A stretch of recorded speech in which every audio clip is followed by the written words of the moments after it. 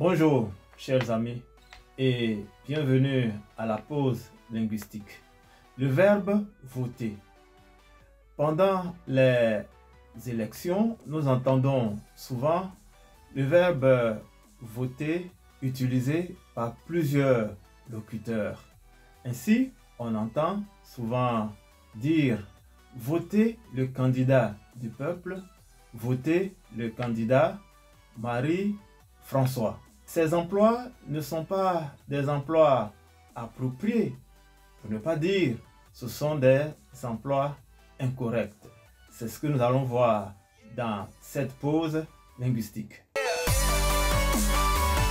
Le verbe voter est un verbe qui signifie exprimer une opinion par un vote. C'est un verbe qui a deux emplois syntaxiques. Nous avons un emploi transitif et un emploi intransitif. Prenons d'abord l'emploi intransitif à travers ces exemples. Les populations ont voté jusqu'à 18 h. J'ai voté aux élections municipales. Dans ces deux exemples, nous voyons que le verbe voter est accompagné de compléments, mais ces compléments ne sont pas des compléments d'objet. Ces compléments sont des compléments circonstanciels. Les populations ont voté jusqu'à 18 h. J'ai voté aux élections municipales. Nous avons ici donc jusqu'à 18 h qui est un complément circonstanciel aux élections municipales qui n'est pas un complément d'objet. Le deuxième emploi syntaxique est l'emploi transitif où le verbe voter est accompagné d'un complément d'objet. On le voit dans ces exemples. Les députés ont voté le projet de loi. J'ai voté l'amendement de nos statuts. Ici, nous voyons que le verbe voter est accompagné d'un complément d'objet.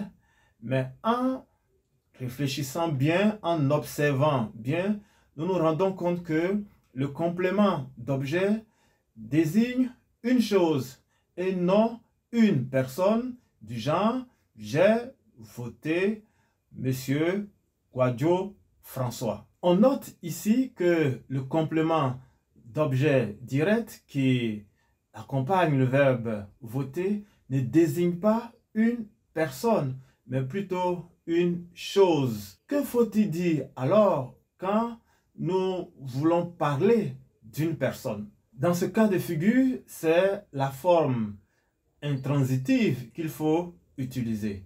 Ainsi, on dira voter pour le candidat du peuple, voter en faveur de Marie-François, voter pour moi. Nous notons ici que les compléments pour le peuple, en faveur de Marie-François, pour moi, sont des compléments circonstanciels et non des compléments d'objet. En conclusion, on vote une loi et non une personne, et on vote pour une personne ou en faveur d'une personne. Merci et à très bientôt.